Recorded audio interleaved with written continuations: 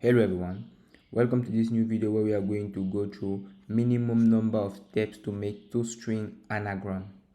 So basically you receive as input toString and you're supposed to find out what is the minimum number of steps to make toString anagram. What is the meaning of an anagram?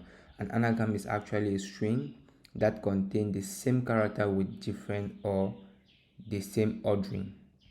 Okay, so let's understand. If you have a b c and c a b, we can see that in this one we have a one time, here we have a one time, here we have b one time, here we have b one time, and here we have c one time, here we have c one time. That means in the string 1 we have the same number of letter that we have in the string b, and the frequency are also the same, so they are anagram no matter the orders. So if you find yourself with two string in such a way that they have the same content, the same number of letter appearing the same number of time, then the two string are actually anagram. So the goal here is to find out, given two string, let's say BAB and ABC and EBE, how many operations can you perform here to make them anagram? So this is actually BAB. Oh, this is actually BAB, B A B. You have the BAB, and then you have ABA. You have ABA. So basically here, those two strings are not anagram, right? Because here you have a two time, here you have just a one time. So what you can do is that you can, in the second string, in this string, you can erase this. You can erase this and replace this with a. If you do this, now they are anagram. How many operations did you perform? Just one. Because you have been said that an operation, in one operation, what can we do? In one operation, you can choose any character of T and replace it with another character of your choice, right? So if here we replaced the B with an A, and we found ourselves with an anagram. So this is what we are supposed to do here. We're supposed to find out what is the minimum number of operations we can perform to transform to make the two string anagram. So I'm going to take another example so you understand something. If I have a string like this, let's say A, B, C, and here I have A, G, E, right? How many operations can I do to transform this, to make this anagram? I can prove that I can transform this into two operations. Why? I can transform, let me take my red, I can transform this into a B, and I can transform this into a C, and end up have ABC, ABC. So this is going to be okay in two operations. This is going to be okay in one operation. I was having four different elements here, but I transformed into two operations. Why? So from this example, I have a remark. My remark is that if I have like two operations, if I have two strings to kind of interchange, I can do that in one operation. What does that mean? Let's say I have B here, which is not appearing here. No, let us take this way. Let's say I'm counting the number of occurrences. Let's say after counting the number of occurrences, I will say the first one, you have A one time, you have B one time, and then you have C one time, right? Now this is the first one.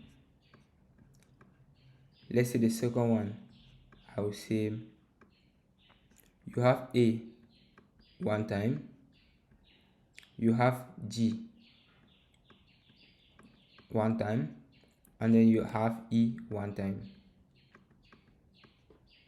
If you're here, now you need to find out how many operations you need to perform. I have E1, I have E1, so basically I don't need to perform any operation here.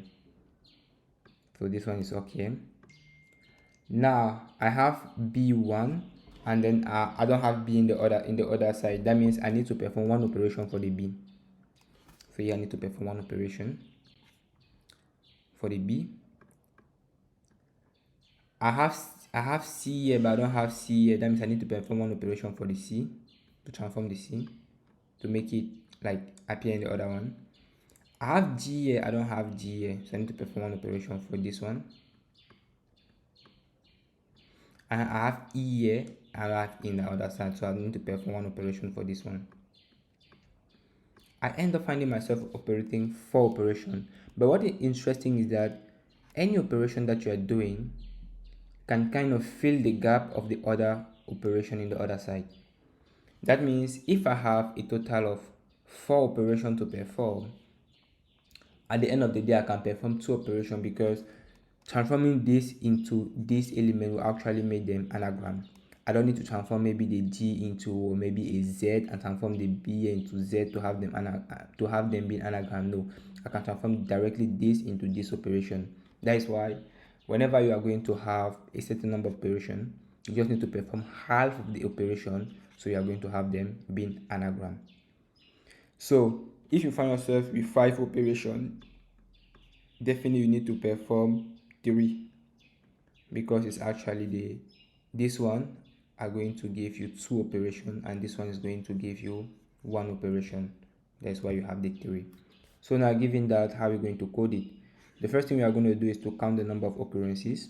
Once we have the number of occurrences, we are going to look through, since we know that it's only a lowercase English letter, we are going to move from A to Z.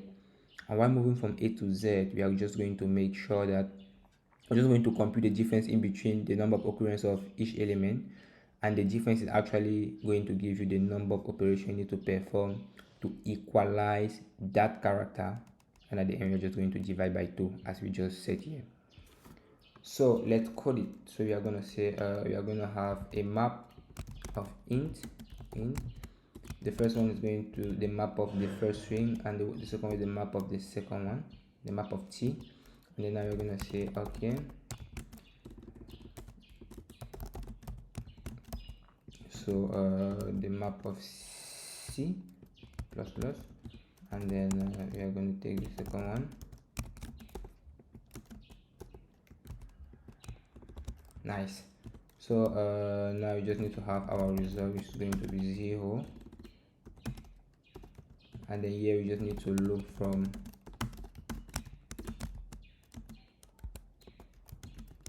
all the English letter. Like, why am I looping from 0 to 26? Because I have 26 letter in the alphabet. So I just need to say result plus equal to the absolute difference of ms of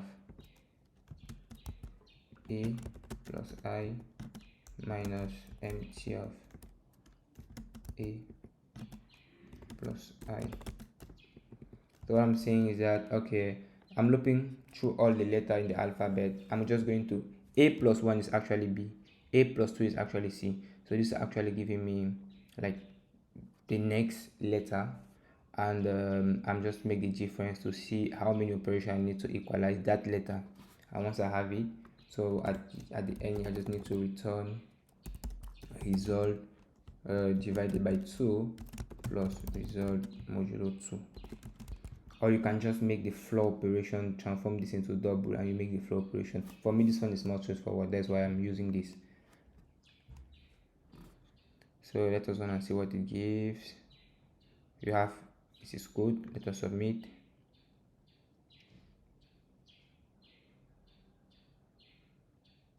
Yeah, cool. So this is my approach of solving this. I hope you do enjoy it. Feel free to give me any input. I'll be really happy to interact with you regarding this. See you on the next video. Ciao.